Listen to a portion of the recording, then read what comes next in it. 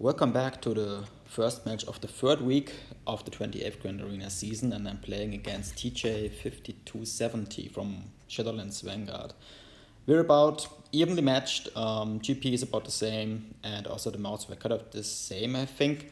And it was an interesting match, or more like it put me into an interesting mental state because I got really angry throughout the match. But not because of the battles themselves, but like the way it was played by my opponent. Because he had some fails in the north wall and also like one on the south wall and then just stopped playing.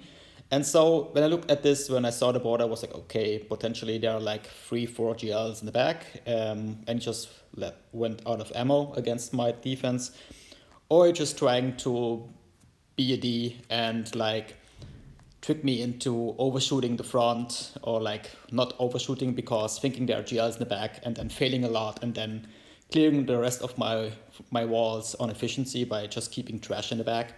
And so I was a little bit like in a weird state of mind, kind of angry at my opponent already, like playing these mind games. But then I thought, yeah, whatever, like just play, and whatever is the outcome will be the outcome, right? So let's have a look at the defense. Nothing really concerning in the north wall, like some interesting Omicron teams which I didn't face before, so that was interesting. And the south wall was mainly the main threats were like Darth Revan and Gas, but also there was this interesting Barris team, which is, I guess my opponent tried to for me to use Treya on that, and so I don't have Treya available for the north wall for the Tuscan team. But anyway, I started with one of the dicier counters against Darth Revan. Usually goes well unless this happens, you're forced with Anakin to go versus Malak, and then he's feared, so you get a bonus turn, but not really, and it just goes down the drain. And so I started with a fail, hooray, at least 10 points for trying, thanks for that. And so I was like, okay, I have to take a break from that fight and just like see what I can do. Then I went in with CLS against this Sordi team, which, yeah, Sordi is interesting in freeze. I'm not sure which is the best team. I had her like last week paired with BB8, which of course gives you a little of speed bonus, but at the same time you don't really have a damage dealer then. You can have, but then T3 is too important for the team in terms of damage output. So it's an interesting team in freeze, but I guess easy to take out once you figure it out. So what I did here, like 56 banners, was okay. Then I went in with this new team, which, yeah, I think it's one of the weaker ones. There's no real threat here, except maybe Extortion, but against the more Mothma team, for which I use the turn meter, quote unquote, variety, it's not really a threat, because even though if you expel Extortion, you still like get the assist from your team, so it's quite easy to take out that team. I wonder if the days of Newt on defense are over, or at least you have to rethink what Newt can do for you on defense. I put down a different Newt team which got 2 holes before it was cleared, so maybe that's something you can look in my history later, because I won't share my defense as of now. Anyway, yeah, I don't know.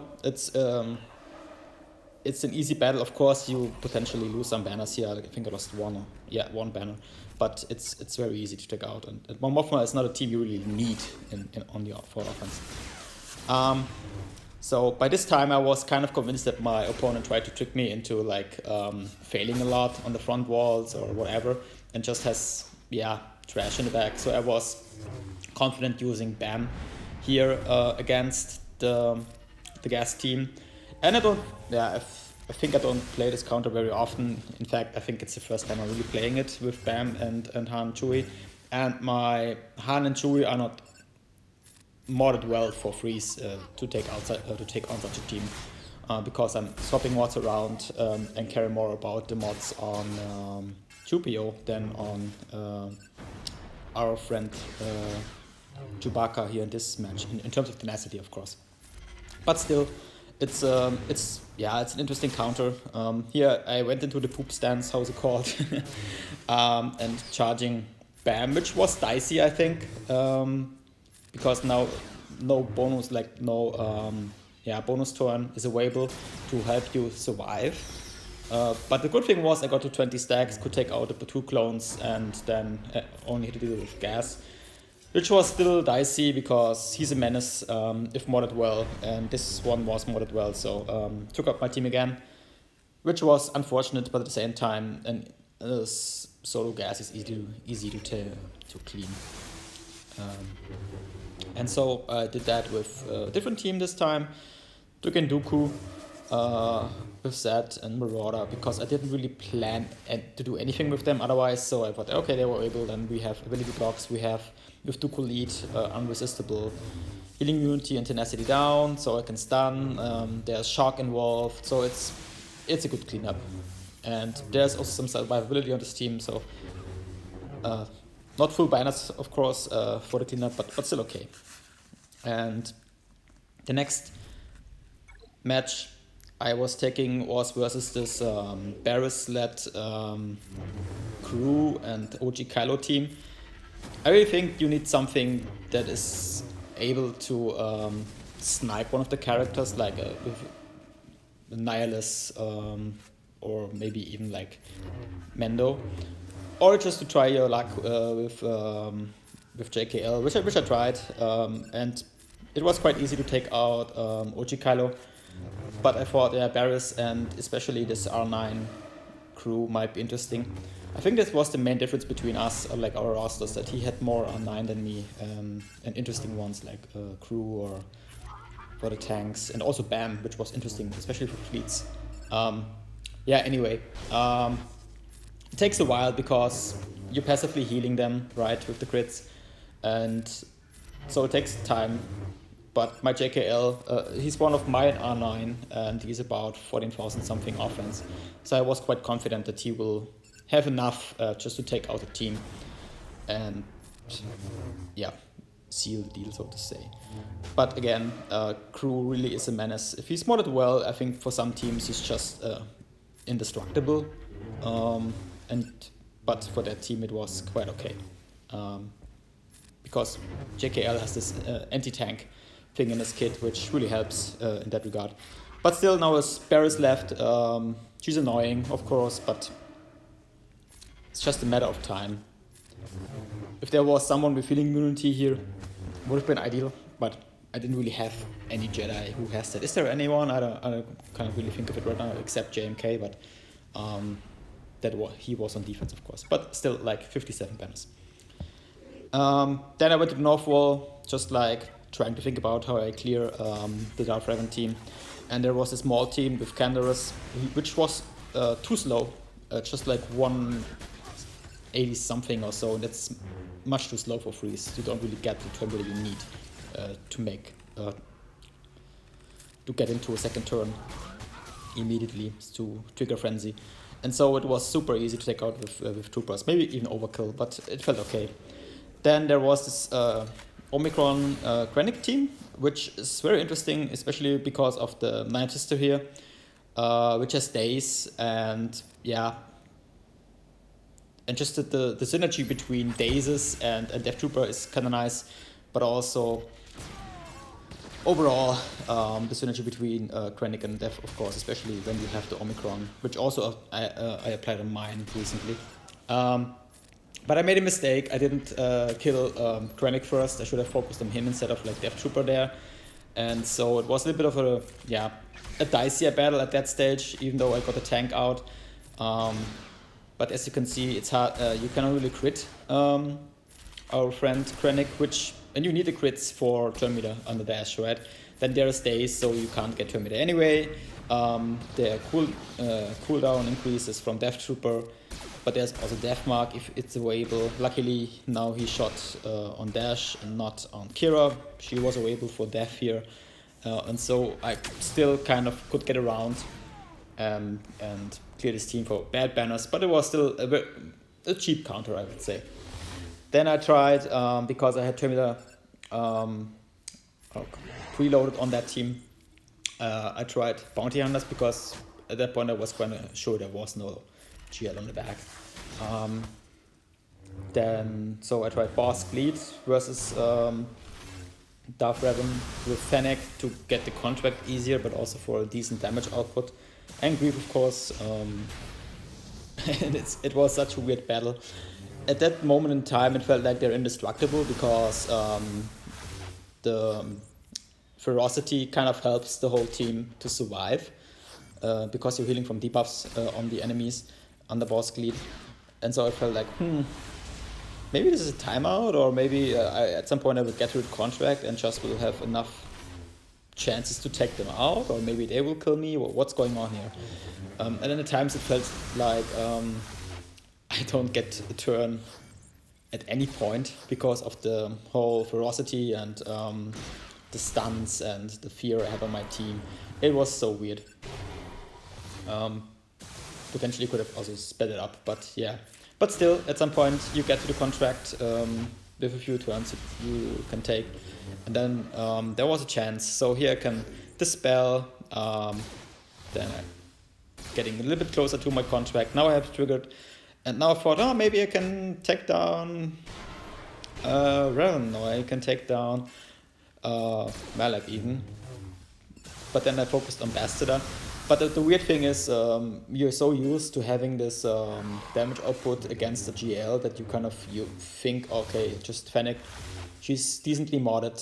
I have her offense modded, of course, and she will just take out like those Civ Empire characters, especially when there's so much ferocity involved. But still, like, they have so much health. So especially Bastarda, she was so thick that it just didn't seem to do anything. And then she regains protection, she regains health. So I felt like, okay, this might be a timeout. Unless they just at some point get me down and then there's deathmark and I get killed. And here she's in yellow, Fennec, but then she was killed, and so it was just a matter of time until Bosk and Grief would have been gone. So I'd say if this team isn't like health stacked, the Darth Revan, then could have been a good counter. Yeah, so I went back to the North Wall and was looking at this double Omicron Rebel team, and I thought, okay, there's so many buffs flying around, and let's just take in Bad Batch. I wasn't really sure how to tackle it otherwise, because it's the first time I'm seeing this in 3s, or even in general. I also didn't see it in 5s. But Bad Batch felt quite nice. Yeah, the debuffs, the days, the stun potential, and yeah, I never was really like in fear of losing someone, or generally like so maybe this team is just like has this novelty character, so you're not sure what to take against you, so you overkill it essentially, or you kind of taking something cheap and then you lose. I guess that's what my opponent like tries to do, which is kind of a smart tactic, right? That's something I do as well when I have an Omicron that my opponent doesn't have. I put it on defense, because then it's a problem for them to figure out. And so, yeah, but still it was easy to take out this team, and it also didn't feel like overshooting, because Bad Batch usually is a team that can easily get full banners anyway. Then versus this Omicron Tuscan team is also the first time I'm facing it. I was using Treya. I would have preferred Thrawn, to be honest, over Cyan. Then I could have swapped the turn to Treya, isolate, and then control the team better. And so Treya was gone because mine is at the moment modded for offense instead of survivability. And that's the risk. Then she kind of, gets taken out. And she's kind of needed in this matchup. At least it feels like. Because you're always stuck behind the taunts. You can't really cleanse them, because once they're cleansed, they're coming back. And so you have to kind of hope that AoEs will bit by bit take them down, like the other two Tuscans. And so that the summoned Tuscan at some point just will disappear, right? And so I guess if you would mod your Tuscans for more survivability, like the other ones, this could be, without Treya, could end up in a timeout, maybe, or like even a loss, because when they're stacking their offense. But yeah, so spoiler, I win this match. It's a one shot, but it didn't feel that well in a way, because you're just relying on the hopes that your AoEs that you have will kind of kill the sides. which happens, of course, you know, but still. It's an interesting team, those Tuscans. It's also interesting that the summon is called Rufen in German, like, which is so weird. Anyway, it's even wrong. Shouldn't be Rufen. Okay. Fix your game, people from CG. Here I was stupid, annihilating like the summoned version, which comes back immediately. It's a bit like the zombie. Yeah, I still have to like figure this team out a bit.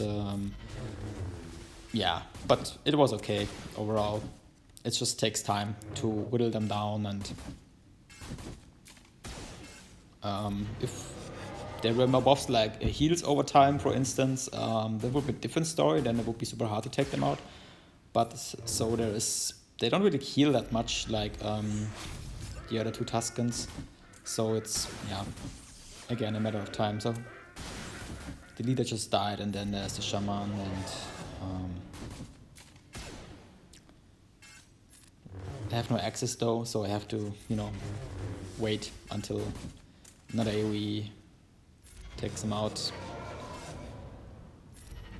And then the summoned one will go at the same time anyway. Again, if you're crazy and put them to Relic 9 or something, maybe it's a timeout. Or maybe they kill you because they have too much damage then, but at this point, the match was over, or this one. And so 52 banners, bad banners, but didn't really care that much because my opponent felt quite a lot throughout the match. So that was good. And then versus CLS, I take a Fridian again. After some struggles in the first matches, I kind of feel confident now about how to tackle this. And it's all about control, getting the fracture out, fracturing our friend CLS, and then just keeping him under control, applying armor shreds as much as possible, using specials as much as possible once fracture has landed, and other than that, just passing the turns around from Thrawn if he is again available, like regain protection, dispel debuffs, all sorts, remove Terminator. Yeah, it's quite a powerful team. At the same time, if it goes wrong horribly, but it's a good team. And I guess people were speculating if this CLS also like this team or the time for this team on defense is over. But I still think it's still a very flex team. It's still very good on defense and on offense. Right now I'm using it on offense just to see what I can take out, and I think you can take out pretty much anything.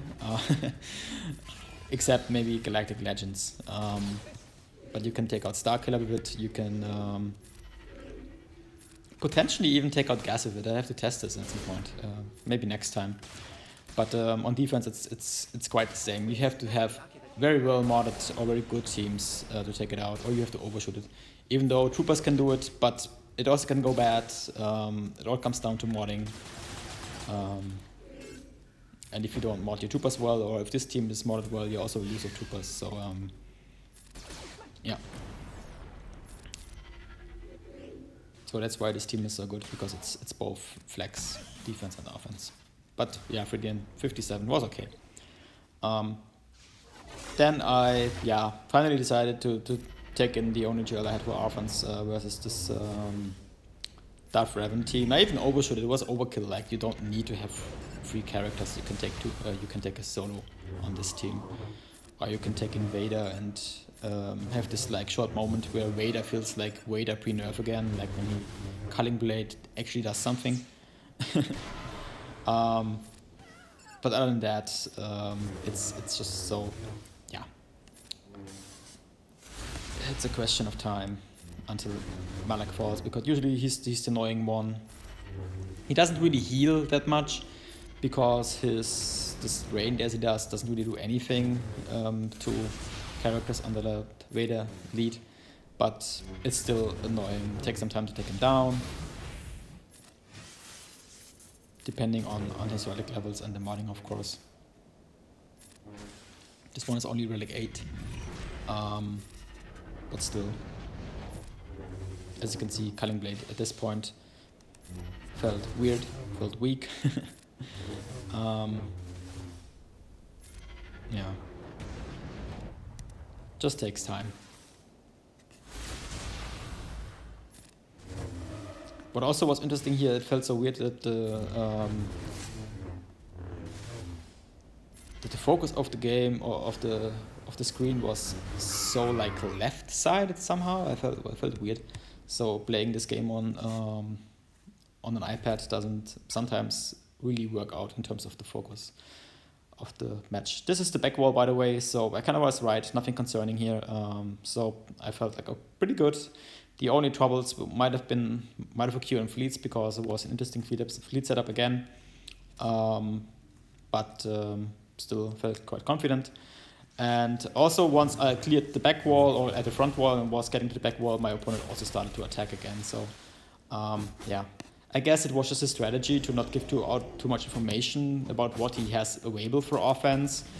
But at the same time, I felt quite angry about this, like always like trying that he thinks I'm stupid and will fall for this kind of, trap. Thinking, oh, he has nothing left, so I can play whoever I like, and failed 1,000 times. And got really angry, and then I played in this kind of angry mode. And so I was like, yeah, I don't care, just throw in teams. And so I took Wampa versus this Poggle droid team, which, yeah, was okay. It's a good solo for Wampa. Then versus this quite interesting Vader team, because Vader come back, so you have the fun of killing him twice. I just took in Starkiller, and yeah, not really a match up for Starkiller, to be honest. Like, so, but still, it was fun. Just like to see what they do. So again, 57. Then I think this was the most dicey battle in this back wall, which was a team I also set at times, not always, but sometimes, nest with Queel and IG, because the synergies are quite nice between those. And if you have a tenacity modded nest, it can really be annoying, because she really is a menace. Has survivability here, enhanced survivability because of IG, of course, and Queel with all the turn meter, the heals, foresight, and all the kind of things that make life wonderful or hard, depending on which side you are. And so I felt a little bit like, I don't know, it felt like a draining battle. So my main focus at first was taking out the sides and letting Nest alone, because if you focus on her too much, she would just be healed all the time, and then it really becomes a problem, because the longer the battle is, the more dangerous it gets, or Nest gets, because of all the buffs that are flying around. And so I just tried to control her a little bit at times, but mainly focusing on the sides. And Queel was already out at this point in time, and so we're focused on IG-11, who really isn't a problem. Once Queel is out, it quickly follows. It's not a problem. But now I have to dance with the devil. Have to, swap the blue buff around, or the blue icon, so that you can attack without getting countered. Foresight doesn't do much, but at least you wanna still get some protection back, bonus protection, call to assist to regain protection and health, add some bonus protection, heal, or swap the turns. And I was not even sure if Savior was already triggered at this point in time, so I tried to play it carefully, but at the same time, you sometimes just had situations where it was hard, because you had to attack, but you didn't have this tactical superiority, or however this thing is called, over your character, so you could be counter. So and then you were like, okay, will I die now, will I not? We will see. Yeah. So now Savior was triggered, which was okay. I could have revived anyway, but yeah, of course, interesting. But bit by bit, we are kind of reducing the max health from Nest, so it's getting there, even though it doesn't feel like it at this point in time. And so yeah, just in this case, it's just patient. Be patient, and things will fall into place or not. Depends. Yeah, and I think we're pretty close to the end. I'm not even sure who does the final blow. We will see. Let's be surprised together. Again. Oh, it was Revan with a weird end of the match. So then there was this Shark Echo Arc team. After that, I used Padme. And it was such a weird battle as well. I wasn't really in fear of losing because I think this team is good, but it lacks damage output unless you have an R9 arc or something. Or they line up so well, like Dazes, healing immunity, and all this kind of stuff, that it just was.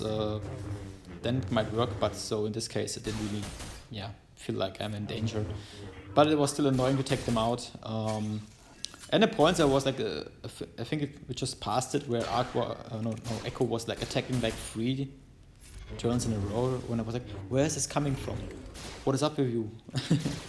Again and again and again. It's so weird sometimes when you look, when you know the kids, but they're in a different context because you kind of face them on your own offensive run, and then suddenly something happens. You're like, where is that coming from? But yeah, then Mace takes out Echo, and then this thing pretty much doesn't really fall apart, but he's the main annoyance. And now just have to wait to take out either Arc or Shaq next. And so Arc was the one to follow, and then there was only Shaq left. And even though she's also a little bit, with their regen and all these kind of things, Padme is just too strong, and so not the best banners again. 56 still, but was okay. And then there was this Inquisitor team, and just too small because they were fast but not too fast, and then just like, okay, just use them. And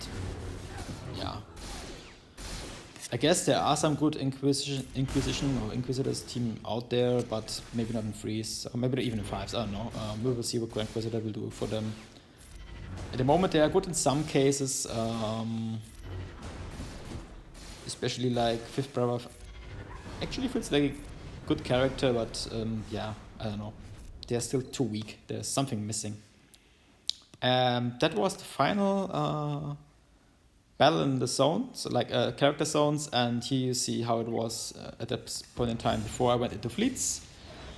My opponent still had to clear 1 character battle, and then he would have full cleared me. And so I went into fleets with a bit of pressure, so to say, but at the same time not, because I didn't really care, because I was angry. And so I went in with Rebels against Negotiator. Again, this lineup that everyone sets on defense nowadays, snips. And you just focus on Anakin, then they get their unending loyalty stuff out from Negotiator. Then you just focus again on Anakin or who's ever available. It helps when Millennium Falcon assists, but comes down to RNG in that regard. But then they either bring in Plo Koon or the tank. When the tank comes, just focus down the protection in that case. Or even start with like dispelling or cleansing debuffs from your team. But I just focused on the protection. Then Anakin was cute, tried to attack me, got counter-attacked and just died. So, and then this was weird. Then I cleansed the debuffs, got some Termia, and so then this battle was over quite fast. 72 banners was okay. And my opponent set this kind of tricky, or at least for finalizers, this comp is tricky. And this time I was not about, oh, maybe I can make it work and let's see what I can do. I just was like, okay, I'm angry, so I just like taking my own executor, even though I was a little bit at disadvantage. Speed were online on my opponent's roster, and also, like I said, BAM. So I was in a bit of a disadvantage, but at the same time, doesn't really matter, I think, for the mirror. Just take them out anyway. That's what I did. I mean, when they got going, then you just like put marked on Houndstooth and then focus on their Razor Crest usually. Then you bring in this case, Ebon Hawk, so to deny target locks. And then because Slave 1 came out, I was ignoring Razor Crest for a bit and focused on Slave 1 because I didn't want to have this this bomb available for him, which is like always, I think it's more threatening than what Razor Crest does, at least at times. And so my main target was taking out Slave 1 and also getting to my contact, of course, which happened here. And so I was in a good position. Didn't lose a ship, at least yet. Have the battle under control. My ultimate might be available soon. And it was, so took out the capital ship and could now focus on the other ships. It's still, you still have to know, you can't place it like lightly, fight it lightly, so you have to take care of what you're doing. But at this point in time, it pretty much felt like, okay, this is under control. Still have my quote-unquote bonus life on RC, so no problem here.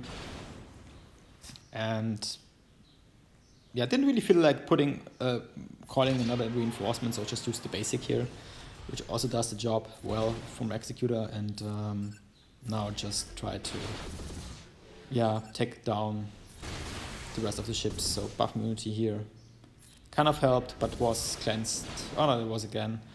And again the basic from Executor taking out Houndstooth, and then what's only RC left, and that's pretty much game over for the fleet. No. I mean game over was it earlier, but just for the match. So for the battle, not the match. So 70 banners was okay, given the relic differences. And so versus this Tarkin Empire fleet, I was taking a Negotiator. If it would have been Thrawn and Chimera, I would have been a little more, how to say it, would have been a dicier battle, and I would have been more on my toes, I guess. But because it was Tarkin, I didn't really feel pressured in this matchup. I think Chimera is just like superior, in at least in a defensive setup. For offense, it might be a different story. And so, Tire Interceptor came in, could clear or cleanse all the debuffs, then land debuffs on my end on TIE Bomber, which was gone now. Interceptor was cute and tried to attack Anakin, didn't do much. Then again taunt on the Y-Wing and cleansing all the debuffs. Buffing my fleet, taking the TIE Fighter out to not potentially give my Terminator to the capital ship, and then it's just a question of time. Then comes in the shuttle, I think. Oh no, the bomber, which was interesting. And then I called in Snips to get rid of the TIE Interceptor, and then just dealing with the Sith bomber, which was okay. And I wasn't also in fear of the ultimate, because I think the ultimate from Tarkin needs a buff. I don't know. It doesn't feel as menacing. Yeah, and then that's the end of the match. I won by 79 banners, so that was okay, given that I was angry. And we will see how the next match will be. Thanks for watching. Bye.